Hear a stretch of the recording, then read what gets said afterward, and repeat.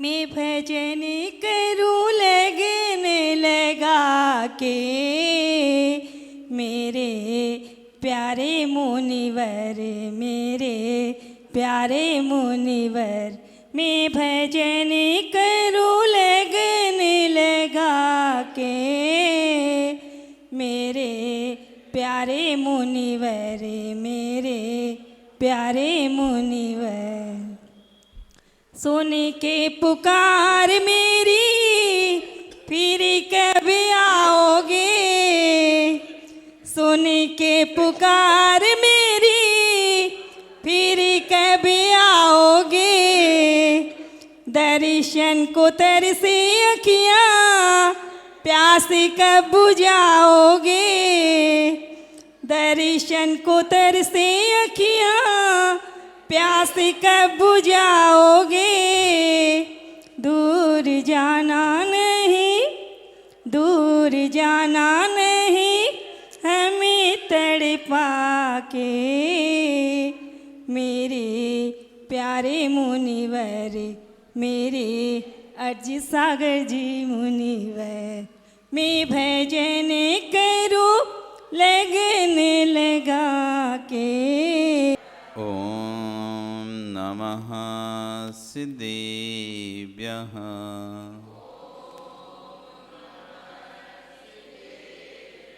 ओम नमः सिद्धेभ्यः।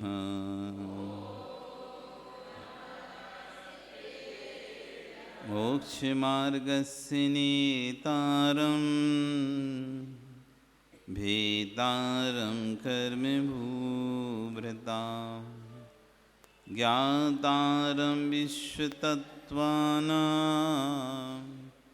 वन्दे तद्गुणलब्धये, वन्दे तद्गुणलब्धये, वन्दे तद्गुणलब्धये।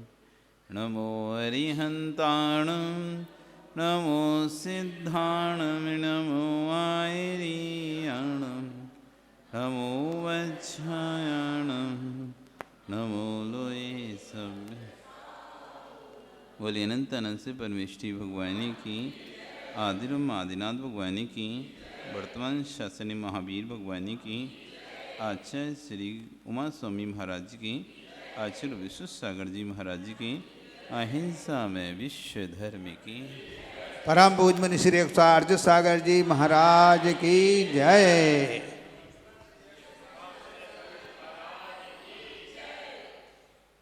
बंधु, हम यहाँ पर कर बंद की विशेषताओं को समझ रहे थे। एक ही कार्य के अनेक प्रकार से फल प्राप्त होते हैं। एक समय में एक सी क्रिया होने पर भी, एक समय में एक सी क्रिया करते दिखने पर भी भाव भिन्न भिन्न होते हैं, और भाव भिन्न भिन्न होने से कर्म का बंध भी भिन्न भिन्न होता है। कल बताए थे कि कसाय की तीव्रता में क्रोध, मान, माया, लोभ, ये चार कसाय हैं। इन चार की कसाय की तीव्रता में यदि पाप करते हैं तो तीव्र अनुभाग बंद होता है। मतलब तीव्र शक्ति से, जैसे कोई वस्तु का कितने लंबे समय तक बन रही है, कितने टाइम तक बंधेगी और कितनी ताकत से अपना फल देगी, तो तीव्र कसाय में अधिक शक्ति से कर्म बंधता है और अधिक लंबे समय तक का कर्म बनता है। कम डेंसिटी में, मंद कसाय में कम कर्म की जो स्थिति है कम रहती है और उसका अनुभाग भी कम होता है। कार्य एक होने पर भी कसाय के निमित्त से उसमें अंतर आता है। दूसरा कहा था ज्ञात भाव, अज्ञात भाव। इस पर हमारी चर्चा चल रही थी। जब तक वस्तु का ज्ञान नहीं होता तब तक हम अज्ञानता में कार्य करते रहते हैं। बोध नहीं है तो हम सोचते हैं पाप का बंध नहीं हो रहा। पाप का बंध तो हो रहा है, लेकिन ठीक उतना नहीं हो रहा जितना जानकर हम किसी वस्तु को करते हैं। जीव की हिंसा तो आपसे पिछड़ हो रही है। एक वो हिंसा होती है जिसमें इसमें चींटी चल रही है और मैं इस चींटी को मारूंगी, ऐसा भाव बना लिया आपने। ये मच्छर बहुत काट रहे हैं, मैं इनको मारूंगा, ऐसा भाव बना लिया। कीड़े बहुत हो रहे हैं घर में, मैं दवाई डाल के सबको मारूंगा। ये ज्ञात भाव से आप जानकर जीव का वध कर रहे हैं। एक अज्ञात भाव से आपको पता नहीं था कि इसको डालने से जीव मर जाते हैं, आपने लगा दिया, चाहे पाउडर डाल दिया, कोई भी वस्तु डाल दी, उसमें फिर जीव मरे, बाद में पता, अरे रे रे जीव मर गए, इससे तो हमें पता ही नहीं था, इससे जीव मर जाते हैं। आप घर में ऑल आउट लगाते, मच्छरदानी लगा के सो जाते, आपको पता ही नहीं रहता जीव मरते हैं इससे। आप तो बस चालू किए और लगा के छोड़ दिए, कितने जीव मर रहे हैं आपको पता नहीं है। जब यदि आप सुबह उठकर कोने में देखेंगे, अपने घरों के कोनों में देखेंगे, तो आपको तब समझ में आएगा कि हमने जो ऑल आउट लगाया था उससे कितने सारे जीव मर चुके हैं। कभी देखा आपने? ऑल आउट लगाने के बाद सुबह उठकर कभी देखा क्या?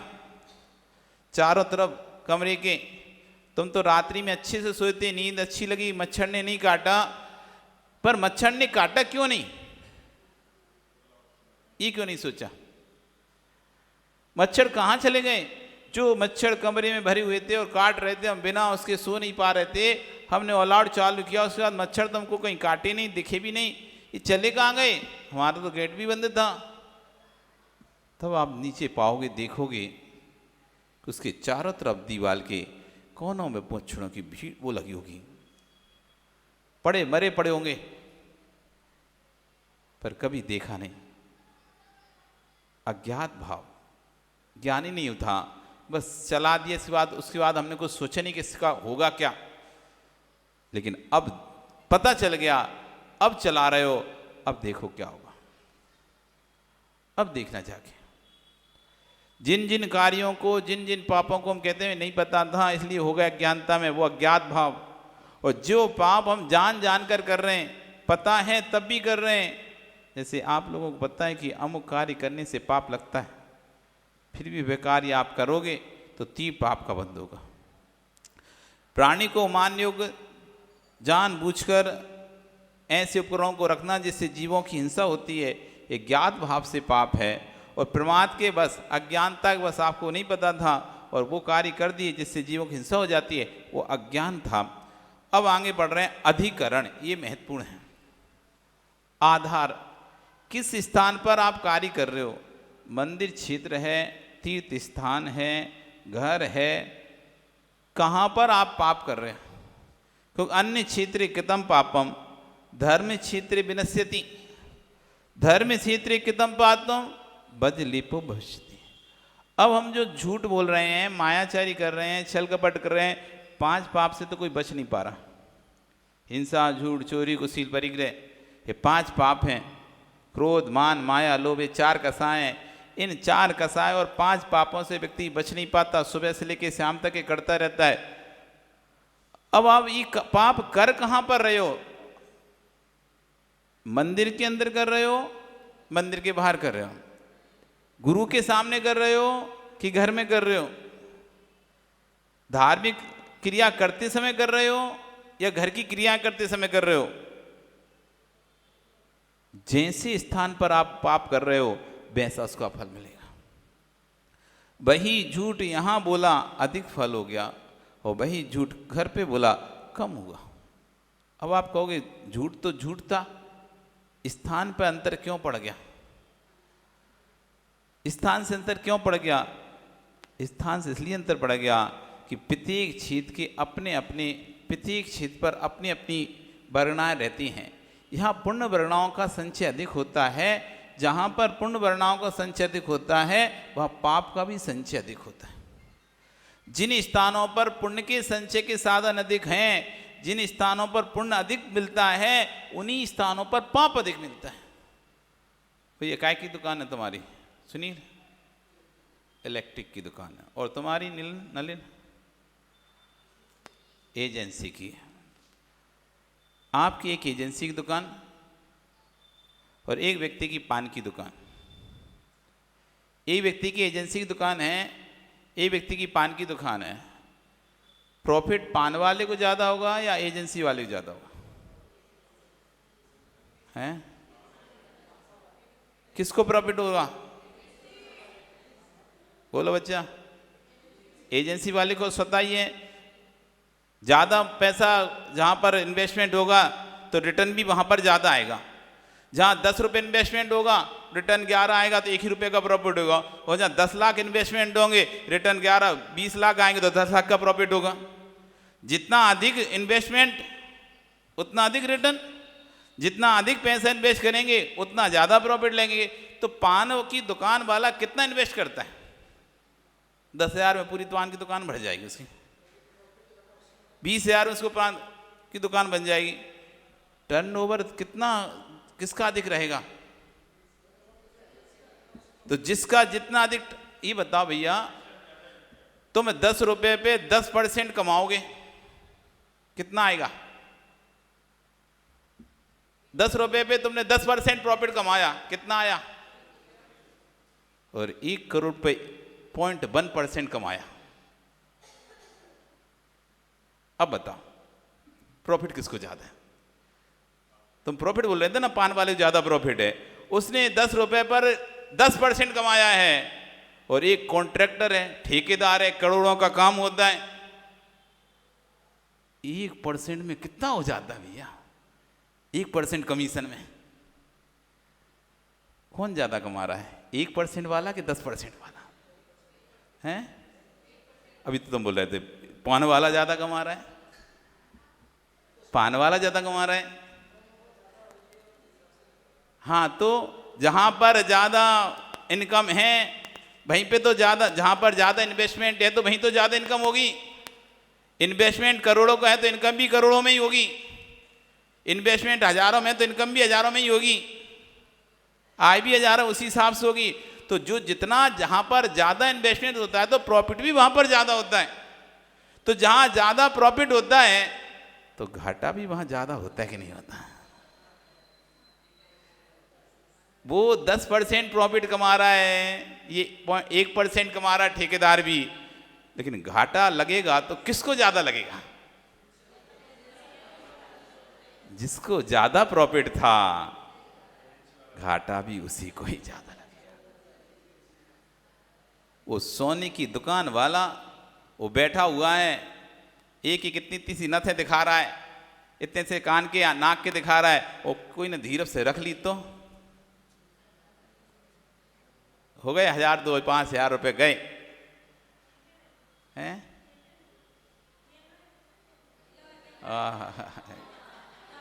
सही है, कैमरा रहता है महाराज, तब भी करने वाले कैमरे में से ही कल जा जाते हैं। तुम कैमरा कब देखोगे? जब तुम्हें पता चलेगा गायब हुई है, और तुम्हें पता नहीं चलेगा गायब हुई तो तुम कैमरा क्यों देखोगे? कैमरा दो नहीं अपने आप कहने लगेगा भैया ये चोरी कर ली, रुको रुको। वो तो उसमें तो रिकॉर्डिंग हो रही है, रिकॉर्डिंग तो आप कब देखोगे? जब आपको शक होगा। आप तो ना रोज बैठ के रिकॉर्डिंग देखते हो 24 घंटे की, क्या सुबह से शाम तक क्या हुआ, चलो देखते हैं। रिकॉर्डिंग तो हो रही है, मंदिर में भी रिकॉर्डिंग हो रही है, तब भी चोरी हो गई कि नहीं हो गई? तब भी चोरी हो गई कि नहीं हो गई? तो रिकॉर्डिंग से क्या चोरी रुकती है क्या? रिकॉर्डिंग तो तब देखी जाती है जब कोई शक होता है, कोई चीज नहीं मिले, अब देख लो भैया कहाँ गई, किसके पास होगी, बाकी तो गई तो गई। तो जिन स्थानों पर लाभ अधिक है तो घाटा भी उन्हीं स्थानों पर अधिक होगा। जिनको लाभ कम है तो घाटा भी कम ही होता है। पान की दुकान में आग लगेगी तो 10-20 हजार का घाटा होगा, लेकिन सोने चांदी की दुकान में आग लग जाएगी लाखों का घाटा हो जाए। और यदि पान की दुकान दिन भर भी चले तो कितना कमाएगा? 5,000 7,000। लेकिन सोने चांदी वाला एक व्यक्ति को भी उसने अच्छे से दे दिया तो लाखों रुपए उसके आ जाते हैं। तो जहां प्रॉफिट अधिक तो लॉस भी अधिक, प्रॉफिट अधिक लॉस अधिक। ऐसी जो क्षेत्रीय धार्मिक स्थान यहां प्रॉफिट अधिक है, यहां पुण्य का संचय अधिक होता है, तो यहां पाप का संचय भी अधिक होता है। जब यहां पर एक बार शांति से माला फेरने पर असंख्यात गुणी कर्मों की निर्जना होती है, तो यहीं पर शांति, यहां पर कसाय करने से असंख्यात गुणे अधिक कर्मों का बंध भी होता है। अधिकरण, किस स्थान पर बैठकर आप कसाय कर रहे हैं, किस स्थान पर बैठकर आप झूठ बोल रहे हैं, किस स्थान पर बैठकर मायाचारी कर रहे हैं। यदि सब जगह एक सा बंद होता फिर मंदिरों की जरूरत नहीं पड़ती। मंदिर इसलिए तो कहते हैं कि भाई घर में ही तो माला फिर सकता था व्यक्ति, फिर मंदिर क्यों आना पड़ता। घर में उतना परिणाम विशुद्ध नहीं होते, परिणाम निर्मल नहीं होते, अनेक प्रकार के संकल्प विकल्प लगे रहते हैं। इसलिए हमें अच्छे कार्य के लिए कोई अच्छा स्थान चाहिए, ऐसा अधिकरण चाहिए जहाँ पर किसी का आधिपत्य भी ना हो, कोई शोरगुल भी ना हो, ऐसा परेशान भी ना हो, और अनेक प्रकार की आवाज़ें, घर के गृहस्थी के कार्यों की आवाज़ नहीं आए, और कोई हमको डिस्टर्ब ही न करे। तो ऐसा एक मंदिर का स्थान बनाया जाता है जहाँ पर बैठकर शांति से व्यक्ति माला फिरता है, जिससे कि उसका मन लगे।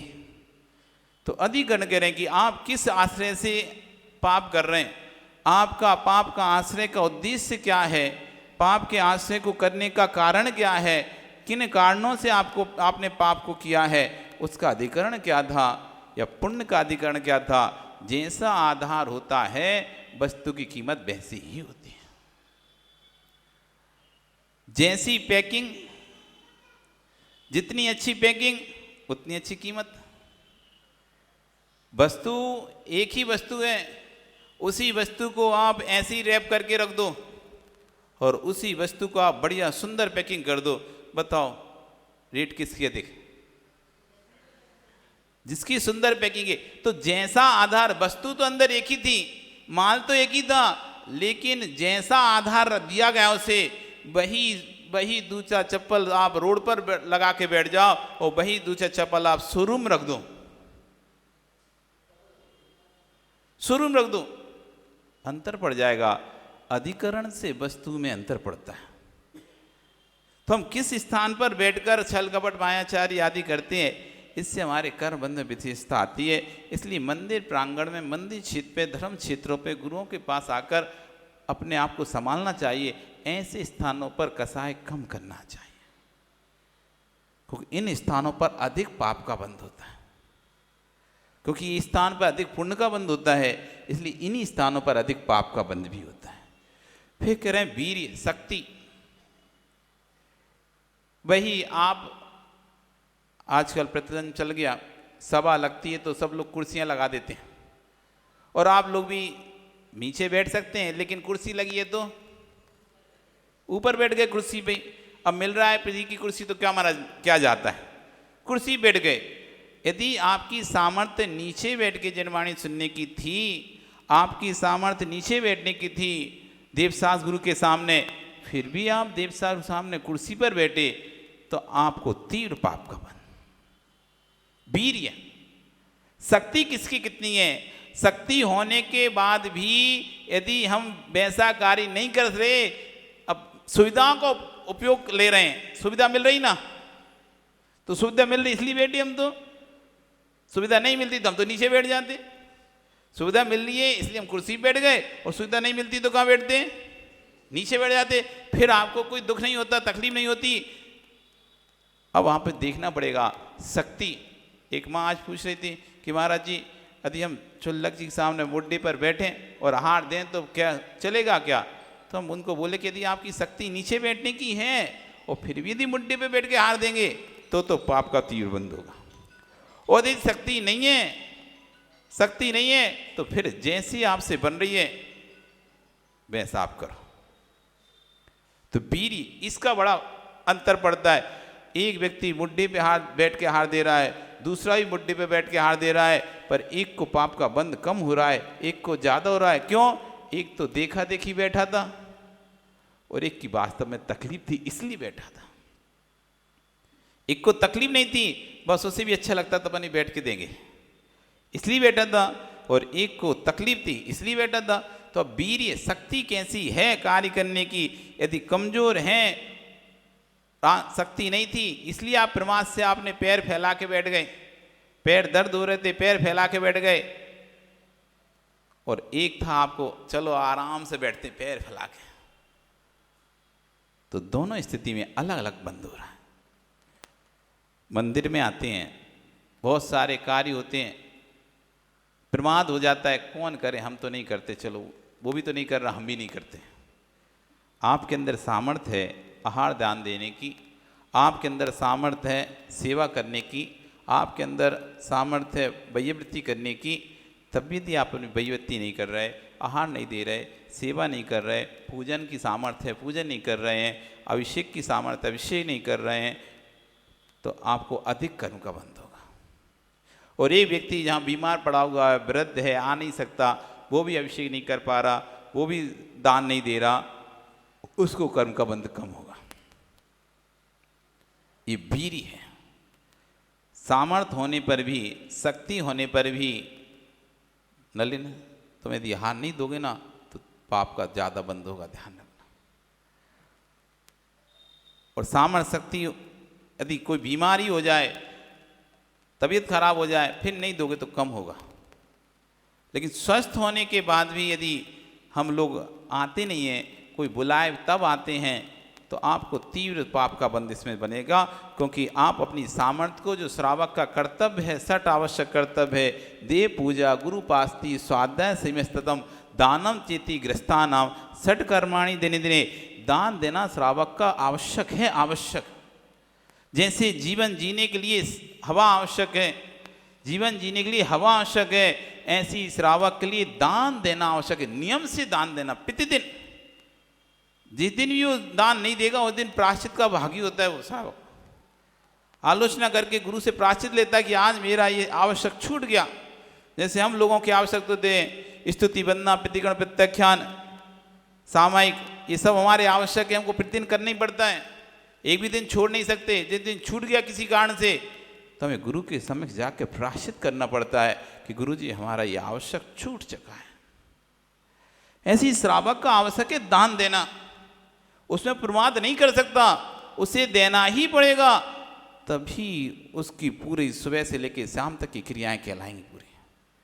यदि वो दान नहीं देता है, प्रमाद कर जाता है, चलो अब आज छोड़ देते हैं, आज रहने देते हैं, कल तो दिया था, कल तो गए थे और दे लेंगे, भैया नहीं, ये आवश्यक है, आपका आवश्यक। यदि आप नहीं देते तो ये आचार्य भगवान कह रहे हैं, द्रव्य में अपनी शक्ति विशेष कुबीर कहते हैं, जो व्यक्ति शक्ति को छुपाकर कार्य करता है वो तीव्र कर्म का आश्रव करता है। वीर विशेष होने पर आश्रव भी विशेष होता है। शक्ति अधिक है तो आश्रव भी अधिक होगा, और शक्ति कम है तो आश्रव भी। जैसे कि आप देखो, लेबर आप देखते हैं कि जो पुरुष लेबर और स्त्री लेबर, दो प्रकार की लेबर देखी जाती है, जिसमें पुरुष वर्ग को ज़्यादा पैसा मिलता है, स्त्री वर्ग को कम पैसा दिया जाता है। रोड़ों पर काम करने वाली लेबर जो रहती है उसमें पुरुष भी रहते हैं और स्त्रियां भी रहती हैं, लेकिन पुरुषों की मजदूरी अधिक होती है, महिलाओं की मजदूरी कम होती है। क्यों? पुरुषों में शक्ति विशेष पाई जाती है, इसलिए उनको विशेष कार्य, वजनदार हैवी कार्य, कभी आप देखो वजनदार वाले कार्य महिलाओं से नहीं कराए जाते। जो भी हैवी कार्य हैं, बहुत भारी कार्य हैं, उनके लिए पुरुष ही लगते हैं, पुरुष की ही जरूरत पड़ती है। जिसकी अधिक शक्ति तो उसको पैसा भी अधिक मिलता है। तो जैसी अधिक शक्ति आपके अंदर है और फिर भी यदि आप कार्य नहीं कर रहे, वो जिस कार्य की आपको शक्ति मिली है, तो अधिक पाप का बंध होगा। वीर विशेष को आश्रव विशेष होता है। जैसे वज्र वृषभ न्यारा सेना वाले पुरुष इंद्रिय आदि प्रवृत्ति करने पर महान आश्रव को प्राप्त होते हैं, वहीं 5 सेनन वाले पुरुष अल्प पाप को प्राप्त होते हैं। वज्र वृषभ न्यारा सेनन वाला जीव है, यदि वो पाप करता है तो तीव्र 7वें नरक तक जा सकता है, क्योंकि अधिक सेनन है तो और नीचे तक जा सकता है। और शेष 5 हीन सेना वाले वो 6वें, 5वें, 4थे, 3रे, 7वें तक नहीं जा सकते।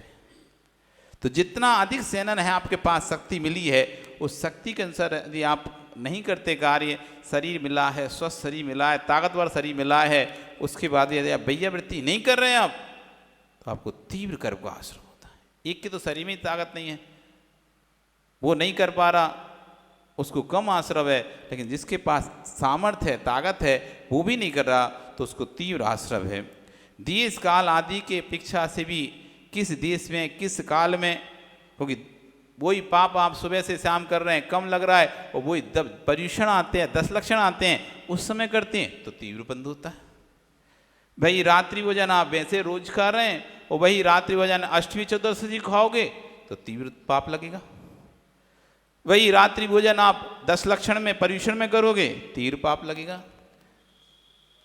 तीस काल आदि से भी कर्म बंधन विशेषादि। काल कौन सा चल रहा है? अष्टान का काल चल रहा है, परिक्षण का काल चल रहा है, अष्टमी का काल है, चतुर्दशी का काल है, दिन का काल है, रात का काल है, मध्य रात्रि है, प्रातः काल है, ब्रह्म मुहूर्त है। कौन से मुहूर्त में कौन सा पाप किया जा रहा है? उस काल से भी आपको पाप का बंध होता है। देश, किस देश में आप पाप कर रहे हैं? जहां पर आपको धर्म सुविधाएं नहीं मिल रही, वहां बिना मंदिर के भोजन कर रहे हो, पाप कम लगेगा। जिन स्थानों पर जैन आयतन नहीं है, धर्म मंदिर नहीं, आप बाहर गए, विदेश में गए, वहां पे मंदिर नहीं मिल रहा है, अथवा किसी ऐसे शहर में गए जहां मंदिर नहीं है, पर वहां आपको बिना मंदिर के भोजन करना पड़ रहा है, पाप कम लगेगा। और जहां पर मंदिर उपलब्ध हैं, उसके बाद भी बिना मंदिर के भोजन कर रहा है व्यक्ति, तो तीव्र पाप का बंध होगा। मंदिर नहीं है, देश समझ में है ना, अलग अलग देश हो गए, किसी देश में मंदिर रहते हैं, किसी शहर में मंदिर है, किसी नहीं, और आप फंस गए उस शहर में, और वहां पर आप बिना मंदिर के आपने भोजन करना पड़ा आपको, आश्रम कम होगा, क्योंकि आपकी गलती नहीं वहां पर। अब उस क्षेत्र में मंदिर है ही नहीं है, तो क्या करेंगे? होता तो आप जरूर जाते, आपका मन प्रमाद में नहीं था, लेकिन और जो व्यक्ति यहाँ रहकर भी, जिस क्षेत्र में मंदिर हैं, वहाँ रहकर भी वो मंदिर नहीं जा रहा, वो बिना मंदिर के भोजन कर रहा है, बिना देव दर्शन के भोजन कर रहा है, वो तीर पाप बंद का आश्रम कर रहा है। इसलिए अभी आपका पुण्य है तो कर लो दर्शन, पता नहीं कौन से क्षेत्र में, किस क्षेत्र में फंस जाओगे जहाँ पर दर्शन करने फिर नहीं मिलेंगे। तो दीस काल आदि से भी हमारे कर बंध में विशेषता आती है। घर में ब्रह्मचर्य का भंग करने से अल्प आश्रम होता है, और वही तीर्थ स्थान पर जाकर यदि ब्रह्मचर्य का भंग किया तो तीव्र आश्रम होता है। आदमी पिकनिक मनाने चला जाता है, चलो शिखर जी पिकनिक मनाने चलते हैं, चलो घूमने चलते हैं, शिखर जी तीर्थ क्षेत्र पे घूमने चलते हैं, और वहां भी यदि उसने कमरे में अब्रह्म का सेवन कर लिया तो कह रहे तीव्र आश्रम हो रहा है। घर में अब्रह्म का सेवन कर रहा था, अल्पाश्रम था, क्षेत्र में जाकर सेवन किया उसने, वहां भी उसे अपने इंद्रियों पर बस नहीं कर पाया, नियंत्रण नहीं कर पाया, तीव्र पाप का आश्रम किया। देवालय से अधिक आश्रम तीर्थ यात्रा के शासन मार्ग में ब्रह्मचर्य भंग करने से होता है। तीर्थ क्षेत्र पर इसी प्रकार काल की अपेक्षा देवबंद आदि काल में दुष्कृति करने पर और अन्य काल की अपेक्षा महान आश्रम होता है। जो बंद काल देवबंदना के जो सामयिक काल हैं, उन कालियों में पाप करने से तीव्र पाप का बंद होता है सामान्य काल की अपेक्षा। तात्पर्य यह है कि अन्य द्रव्य क्षेत्र काल भाव के हिसाब से आपके धर्म अनुष्ठान करने से पुण्य और पाप का बंद होता है। जिस काल में अभी अष्टांग का आयत अपन ने क्यों विधान किया अष्टांग का में, ये काल तीर पुण्य का काल था, उस काल में तीर भक्ति करने से तीर पुण्य का बंद, बाकी रोज सामान्य भक्ति अपन कर ही रहे। तो द्रव्य क्षेत्र काल भाव की अपेक्षा से उस समय आपकी अपनी शक्ति प्रकट करते हो, जिस समय जैसा काल है तो थोड़े से में भी ज़्यादा लाभ मिल जाता है, और फिर तो ज़्यादा में भी घाटा हो जाता है। समय पर माल स्टॉक कर लिया आपने तो अधिक प्रॉफिट कमाओगे नहीं कमाओगे, उस समय निकलने के बाद फिर माल स्टॉक किया तो उतना प्रॉफिट नहीं कमा पाओगे, हो सकता है लॉस में भी चले जाओ, लॉस में भी चले जाओ, घाटे में भी चले जाओ। इसलिए समय का कीमत है। तो कह रहे हैं शक्ति वीर आपके अंदर ये भी शक्ति है, अभी पुण्य कर लो, और यदि भी नहीं कर पाए तो फिर आप घाटे में चले जाओगे, आपका समय हो गया। इस तरह यहाँ पर द्रव्य छेद कैसे आश्रम में विशेषता आती है, तीव्रता मंदता, कसाय की तीव्रता में किया जा रहा है पाप या कसाय की मंदता में किया जाता है, जानकर पाप कर रहे हैं या जाने में पाप कर रहे हैं, आधार कहाँ पर है, मतलब कहाँ पर बैठकर पाप कर रहे हैं, अधिकरण क्या है, और शक्ति भी आपकी शक्ति, आपको कार्य करने की शक्ति थी इसलिए आपने पाप किया, शक्ति नहीं होने से पाप हुआ, ये क्या आपकी ताकत थी, आप उठकर मंदिर नहीं जा पा रहे इसलिए आप मंदिर नहीं गए, या आप जा सकते थे लेकिन प्रमाद कर गए इसलिए मंदिर नहीं गए। इसलिए दोनों से आपको अंतर पड़ जाता है। अब यहाँ पर आगे आचार्यगण ये अधिकरण जो कहा कि अधिकरण से अंतर पड़ता है, ये अधिकरण भी दो प्रकार से होते हैं, एक जीव अधिकरण एक अजीव अधिकरण, हम इनकी चर्चाएं करेंगे। बोली भगवान महावीर स्वामी की